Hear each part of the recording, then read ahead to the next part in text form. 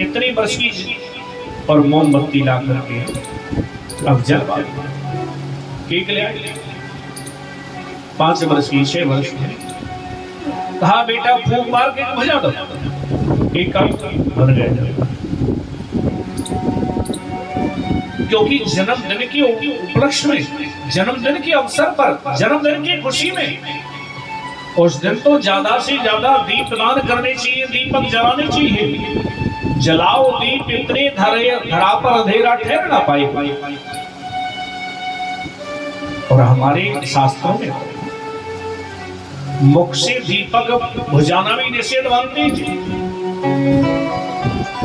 अरे जन्मदिन की खुशी में बच्चे के जीवन में और अंधेरा करे, बच्चे को अंधेरे में डाल दे। मैया जब अपने लाला को जन्मदिन मनाते थे, घर में ब्राह्मणों को बुलाकर के पूजा पाठ इत्यादि कराती थी कि पुत्र की मंगल कामना के लिए, लंबी आयु के लिए। क्योंकि हमारा बच्चा बढ़ तो रहा है, घट रहा है जी, 1 वर्ष और कम हो गई है। क्योंकि जब हम जन्म लेते हैं माँ के गर्भ से हमारी मृत्यु जन्म लेती है जी। घर वाले परिवार वाले खुशी मनाते हैं, हमारा बेटा बढ़ रहा है, लेकिन काल कहता है कि ये घट रहा है, बढ़ नहीं रहा है। कि मौत के पुत्र हो तो बड़े रो, काल कहे दिन आवत मेरो। कि चलती सी गाड़ी कहीं, गाड़ी जो चल रही है गाड़ी, और जो खड़ी है वो क्या है, वो गाड़ी नहीं क्या है। कि चलती सी गाड़ी कहीं, रंगी से नारंगी कहीं, रंगी से कहते नारंगी। कि चलती से गाड़ी कहीं, रंगी से नारंगी कहीं, और दूध से कहीं खोया। ये देख कर कबीरा रोया। जो दूध अग्नि पर तपा करके, मेहनत करके, भून करके, अग्नि पर तपा करके जो दूध से जो दूध का तत्व प्राप्त किया है जी, उसको क्या कहते हैं, खोया है। अरे वो खोया है कि पाया है? तो कबीर दासी के नेत्रों में अश्रु आ गए। उसी प्रकार हमारा बच्चा मेरी तरह तो बड़े तो रोए घट रहे। तो मैया ब्राह्मणों को बुलाकर के घर में कभी सत्यनारायण भगवान की कथा कराती, कभी संहिता पाठ कराती, ग्रह शांति कराती, यमुना जी पर जाकर के लाला के लिए दीपदान करती। मेरी कन्या को जन्मदिन मैया और दीपदान करने के लिए जा रही है, छिपा करके ले जा रही है। क्योंकि कन्या बड़े उद्यमी है, बड़े शरारती है। मैया ने सोचा कि लाला को मालूम है तो संग चलेगा। अब मैया जा रही है, कन्या को मालूम है मैया कहाँ जा रही है, मैं जा रही हूँ। अरे मैया कहाँ जा रही है, मैं जा रही हूँ। मैया बता तो सही। देख लाला, तेरा जन्मदिन है ना, तेरे जन्मदिन की खुशी में यमुना जी पे मैं दीपदान करने के लिए जा रहे हूँ। कन्या ने कहा कि मैया हम भी चलेंगे तेरे साथ में। ना लाला, तू कहीं निकल जाएगा, वहाँ बड़ी भीड़ है। ना मैया, हम कहीं ना जाएंगे, तेरे पास में बैठे रहेंगे, तेरे साथ चलेंगे। ठीक है लाला, तू देख कहीं चले बच जाइयो। ना मैया, कहीं ना जाएंगे। अब मैया लाला को लेवा लाइए जी, पहुंचिए यमुना किनारे, जाकर के देखो ब्रिज गोपी, वहां पर दीपदान करिए जी, दीपक जलाती है, पूजन करते हैं और यमुना जी में छोड़ते हैं। इधर मैया भी दीपदान करने लगी। अब मैया तो दीपदान कर रही है, कन्या वहां से उठकर के गई, यमुना जी में अंदर चले गए। मैया ने देखो लाला नहीं, आवाज दिए कन्या, अरे कहाँ चले गो लाला? सामने से आवाज आई, अरे मैया मैं तेरे सामने तो हूँ यमुना जी में। अरे लाला निकला, तू कहा करो है? अरे मैया मैं दीपकों को किनारे पे लगा रहे हूँ। मैया कहती, अरे लाला इतने दीपक जले, तू किस किस को किनारे पे लगाएगो? कन्हैया ने कहा कि देख मैया, मैंने सबको ठेको ना ले रहा है, क्यों? जो मेरी तरफ आवेगो ना, बाकू में किनारे पे लगाई दूंगा। तो जो भगवान की सामने आ जाता है, जिसका कल्याण हो जाता है। क्योंकि जब भी मुसीबत आती है, ना जाने किस रूप में आते हैं, जब भी मुसीबत आती है ना जाने किस रूप में आते हैं, परंतु जब मुसीबत आती है ना, हम सबसे पहले अपने सगे संबंधियों को याद करते हैं, भगवान को याद नहीं करते। भगवान तो तैयार बैठे रहते हैं, मुझे पुकारे मैं जाऊं। लेकिन हम सोचते हैं अरे हमारे सगे संबंधी रिश्तेदार हैं, बहुत पैसे वाले हैं, क्या जरूरत है, हमारा परिवार है, हमारी मंत्रियों तक पहुंच है। भगवान कहते हैं अभी इनको संसार पर भरोसा है, कैसे जाऊंगा? सब पर विश्वास करते हैं, लेकिन जिसके ऊपर करना चाहिए उसके ऊपर विश्वास नहीं। नाई की दुकान पर कुर्सी पर जाकर के बैठ गए, अब मेरी पैरभक्त गले पर उस्तरा चल रहा है,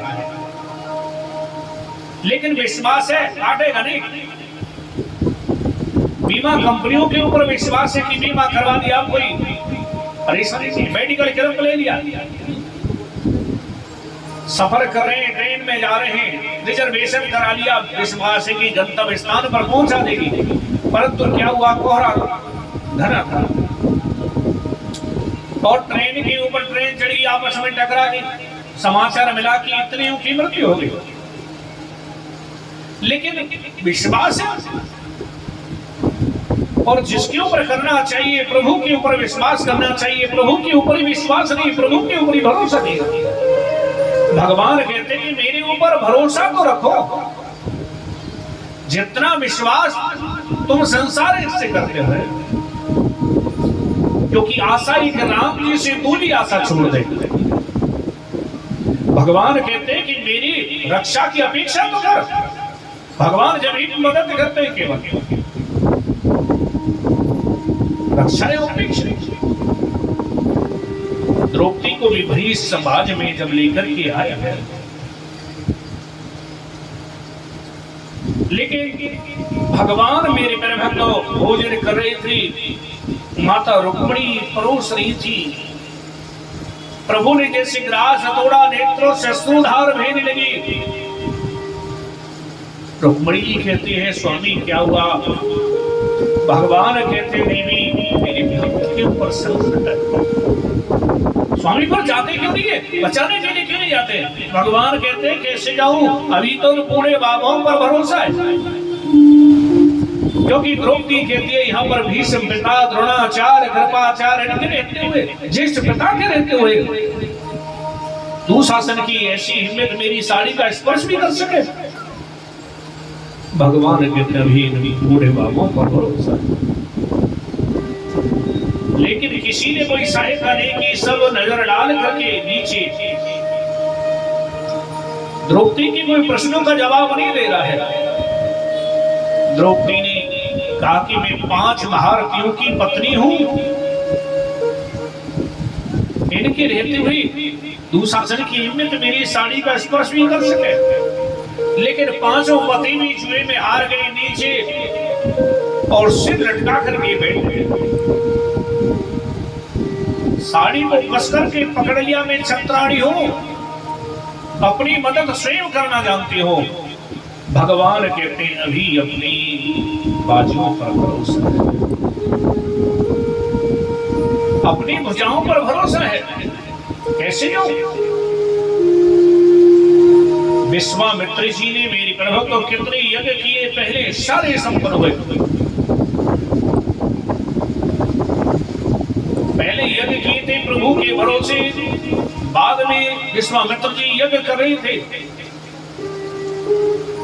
और यज्ञ भी विश्व शांति के लिए, लेकिन स्वभाव और मारीच आकर के उसमें विघ्न पैदा करते हैं। हम लोग कोई कार्य करते हैं ना, उसमें कोई विघ्न आ जाए तो कितने दोष देते। पंडित जी ने बहुत अच्छा नहीं निकाला होगा, बहुत अच्छा नहीं होगा, या फिर कोई दूसरा कहेगा नहीं नहीं बहुत तो अच्छा है, परंतु इनका जो धन है ना वो अच्छा नहीं है, नंबर 2 का है। कोई कहेगा चलो धन भी अच्छा हो सकता है, लेकिन इनका जो व्यवहार है ना वो अच्छा नहीं है। कोई कहेगा नहीं ये कार से करा रहे हैं इसलिए इनका संपत्ति हुआ है। 100 गलती निकाल देंगे जी। लेकिन विश्वामित्र जी यज्ञ करा रहे थे मेरे प्रभु तो सिद्धदाता आश्रम और विश्व शांति के लिए, क्योंकि भूत में भी कोई कमी नहीं थी, विश्व शांति के लिए धन की भी, लेकिन उसमें भी विघ्न पैदा हो रहे थे। विघ्न इसलिए आ रहे थे अब क्योंकि अपने भरोसे कर रहे थे। स्वभाव माने अपनी बाजुओं पर, अपने जब भरोसे हम करते हैं तभी मेरी तरफ तो विघ्न आते हैं, और प्रभु के भरोसे करते, प्रभु के भरोसे छोड़ देते हैं। प्रभु अब तू ही संभालना, क्योंकि मेरी हंसी नहीं तेरी हंसी है। तो भगवान मेरी तरफ तो सारे विघ्नों को दूर करते हैं। विघ्न तो द्रौपदी जी ने साड़ी को कस करके पकड़ लिया, छत्राणी हूं, मदद करना जानती हूं। भगवान कहते हैं अभी खुद का भरोसा कैसे जाऊं देवी, क्योंकि भगवान तो हारे की बलवान है, हारे के नाम। लेकिन द्रौपदी ने जब मेरे गर्भ को अपने दोनों हाथ उठा दिए, द्वारका वासेन अब शरण में त्यारी, मेरी प्रभु ने देर नहीं लगाई, दौड़ करके आए और मेरी गर्भ को एक साड़ी का रूप ले लिया कि नारी की साड़ी है, साड़ी की नारी है, नारी बिच साड़ी है कि साड़ी बिच नारी है। आकर के मेरी गर्भ तो द्रौपदी की लाज बचाई, क्योंकि जब भी मुसीबत आती है ना जाने किस रूप में आते हैं, और भीड़ में ना जाने किस रूप में आते हैं, हाथ पकड़ करके पार लगा देते हैं। हम उनके सामने सर झुका देते हैं, लेकिन वो सब के सामने आकर के हमारा सर उठा देते हैं, हमारा सर उठा देते हैं।